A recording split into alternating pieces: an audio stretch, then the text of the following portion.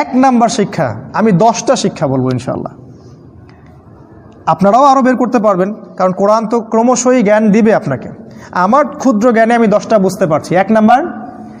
এক নাম্বার জ্ঞান। আমি বলেছি এই সূরাটা হচ্ছে শেষ জামানার সূরা। আপনি যদি শেষ জামানার সম্পর্কে জানতে চান, শেষ জামানার পরিস্থিতি বুঝতে চান, তাহলে আপনাকে প্রথমত জ্ঞান অর্জন করতে হবে। জ্ঞান সেটাই যেটা আপনাকে আল্লাহর দিকে নিয়ে আসবে। জ্ঞান সেটা নয় যা আপনাকে আল্লাহ থেকে দূরে সরিয়ে নিয়ে যায়। কীরকম জ্ঞান? এমন জ্ঞান অর্জন করতে হবে যা দিয়ে আপনি বিশ্বকে চ্যালেঞ্জ করতে পারেন। যেমন আপনাকে কোরআন শিখতে হবে, হাদিস শিখতে হবে, ইসলামের ইতিহাস জানতে হবে, ফিকহ পড়তে হবে, আপনাকে রাসূল সাল্লাল্লাহু আলাইহি ওয়াসাল্লামের জীবনী পড়তে হবে, বিশ্বের পরিস্থিতি সম্পর্কে বুঝতে হবে, অর্থনীতি জানতে হবে, রাজনৈতিক বিষয়গুলো পড়তে হবে, স্পেশালি শেষ জামানার বিশ্বের কোথায় কী হচ্ছে এই বিষয়গুলো চোখ কান খোলা রাখতে হবে। এরকম জ্ঞান যদি আপনি অর্জন করেন, তখন গিয়ে আপনি শেষ জামানাকে চ্যালেঞ্জ করতে পারবেন, তার আগে নয়। এজন্যই আমাদের মতো যারা দাড়ি টুপি নিয়ে ঘুরি, আমাদেরকে সবাই আন্ডারস্টিমেট করে, হুজুর আবার কি জানে, মোল্লা মুন্সির দৌড় তো মসজিদ পর্যন্ত। আর যারা কোরআন হাদিস কিছুই জানে না, ওদের দৌড় একদম রাষ্ট্র পর্যন্ত। এই আকাশ পাতাল পার্থক্যটা হলো কিভাবে? জ্ঞানের কারণে। কারণ আমরা পরিপূর্ণ জ্ঞান অর্জন করতে পারিনি। শিক্ষা নাম্বার 1, জ্ঞান অর্জন করতে হবে। নাম্বার 2 নাম্বার হচ্ছে ফাওকা কুল্লি যী ইলমিন আলিম। প্রত্যেক জ্ঞানীর উপরেই আছে মহাজ্ঞান। প্রত্যেক জ্ঞানীর উপরেই আছে মহাজ্ঞানী বা আরও জ্ঞান। তাই জ্ঞান যেন কখনো আমাদেরকে অহংকারী না করে, এইরকম বোধ তৈরি না করে যে আমি সবচেয়ে বেশি জানি, ও আর কি জানে, আমরাই সবচেয়ে সহি পথ, ওরা তো ভুল পথ, আমি হকের উপর আছি, এরা তো বাতিল, আমি জান্নাতে যাব, এই দল তো জাহান্নামে যাবে, আমি সবচেয়ে বেশি জানি, এই মোল্লা মুন্সিরা কি জানে।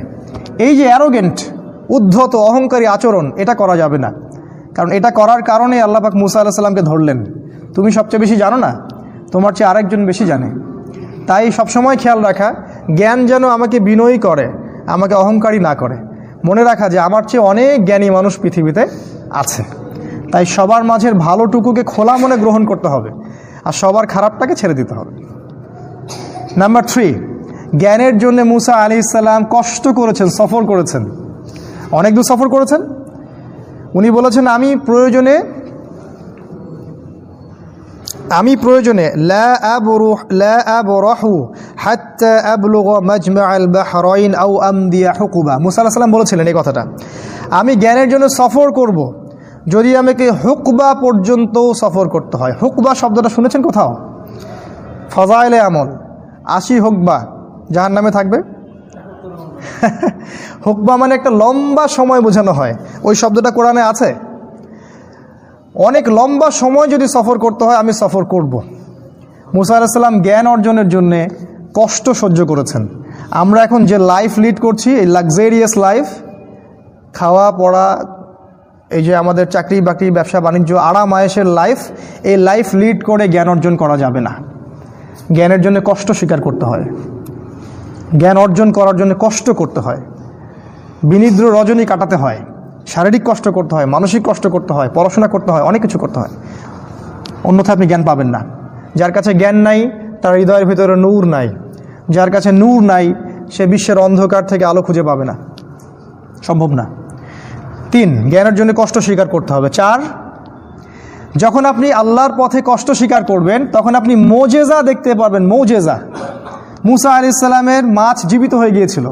আজকেও যদি আপনি ইখলাসের সাথে মুখলেসভাবে আল্লাহর পথে কষ্ট করতে থাকেন, জান মাল ব্যয় করে, সময় শ্রম ব্যয় করে আল্লাহর পথে কাজ করেন, আপনিও মোজেজা দেখবেন, অনেক মোজেজা দেখবেন। আপনার পকেটে টাকা নাই, আপনি দাওয়াতি কাজ করছেন, বাসায় বাজার একজন করে দিয়ে আসছে, দেখবেন।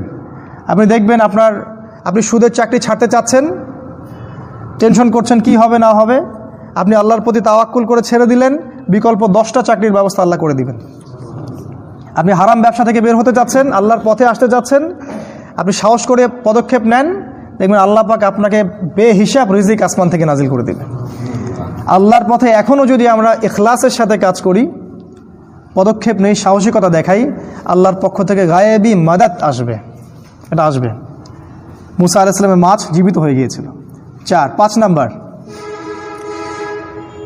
শেষ জামানার আলেম বা স্কলার বা দায়ী যারা শেষ জামানায় উম্মাহকে নেতৃত্ব দিবেন তাদেরকে হতে হবে খিদির আলাইহিস সালামের মতো। এটা 5 নাম্বার। কেন? খিদির আলাইহিস সালাম ব্যতিক্রমটা কি? মুসা আলাইহিস সালাম শুধু বাহ্যিক দৃষ্টি দিয়ে দেখছিলেন, কিন্তু খিদির আলাইহিস সালাম বাহ্যিক চোখ দিয়ে দেখছিলেন না, তিনি ভিতরের চোখ দিয়ে দেখছিলেন। এই দুইটা চোখ দিয়ে যখন তিনি দেখছিলেন তখন তিনি দূর পর্যন্ত দেখতে পাচ্ছেন কি হতে যাচ্ছে সামনে। শেষ জামানার স্কলারদেরকে হতে হবে এরকম, মাজমাউল বাহরাইন, এক্সটার্নাল নলেজের সাথে ইন্টারনাল অবজারভেশন থাকতে হবে, তখন গিয়ে তারা এই ওয়ার্ল্ডকে চ্যালেঞ্জ করতে পারবে, তার আগে নয়। আর খিদির আলাইহিস সালাম পাথরের উপর বসেছিলেন।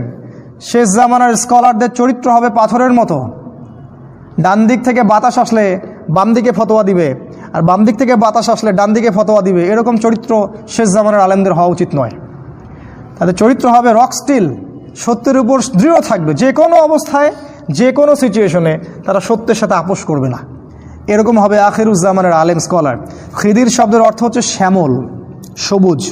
খিদির মানে শ্যামল বা সবুজ। আল্লাহর নবী মুহাম্মদ সাল্লাল্লাহু আলাইহি সাল্লাম বলেছেন, খিদির আলাইহিস সালাম যখনই কোনো জনমানব শূন্য জায়গায়, একটা বিরান জায়গায় যেতেন, সেই জায়গাটা সবুজ হয়ে যেত।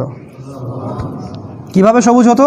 তার ওই জ্ঞানের কারণে তিনি অজ্ঞতার অন্ধকার দূর করে জগৎটাকে সবুজ করে ফেলতেন, শ্যামল করে ফেলতেন জ্ঞান দিয়ে। খিদির আলাইহিস সালামের কাছে 2 ধরনের জ্ঞান ছিল, বাহ্যিক জ্ঞান, অন্তর্নিহিত যেটাকে আমরা মারিফতি জ্ঞান বলি, আধ্যাত্মিক জ্ঞান বলি, এই দুইটাই ছিল। এই দুইটা যখন একসাথে হবে তখন আপনি এই বিশ্বকে বুঝতে পারবেন, তার আগে নয়। শেষ জামানায় আমাদেরকে হতে হবে খিদিরের মতো। 6 নাম্বার হচ্ছে, ওই যে নৌকা ফুটা হলো, এখানে একটা শিক্ষা আছে। কখনো কখনো, ভালো করে শোনেন, কখনো কখনো বৃহত্তর স্বার্থে ক্ষুদ্রতর স্বার্থ বিসর্জন দিতে হয়। কখনো কখনো বৃহত্তর স্বার্থে ক্ষুদ্রতর স্বার্থকে বিসর্জন দিতে হয়।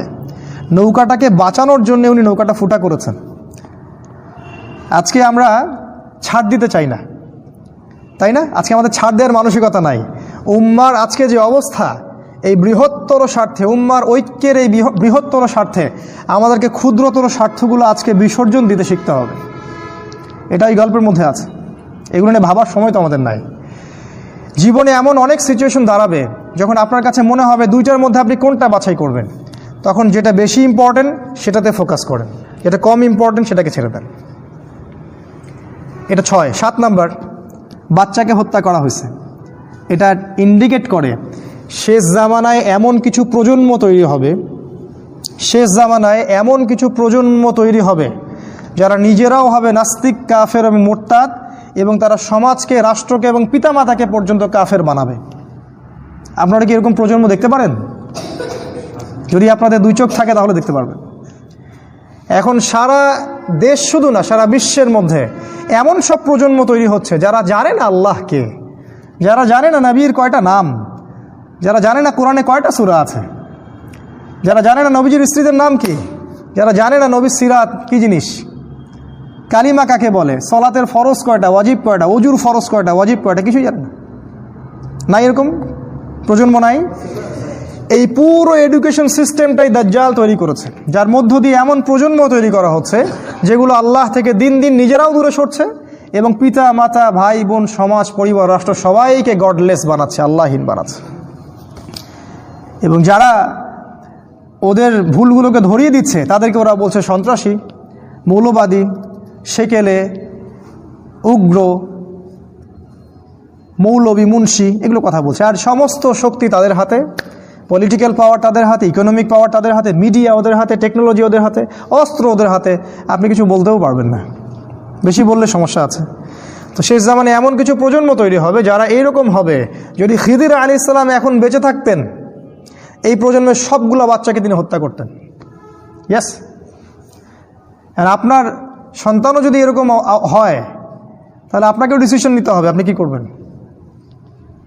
ভালো করে খেয়াল করে দেখেন, সারা জীবন প্রচুর পরিশ্রম করছেন আপনারা, আমরা আমাদের সন্তানকে মানুষ করার জন্যে। সে কি হচ্ছে দিন শেষে সেটা আপনি ভালো করে চিন্তা করেন।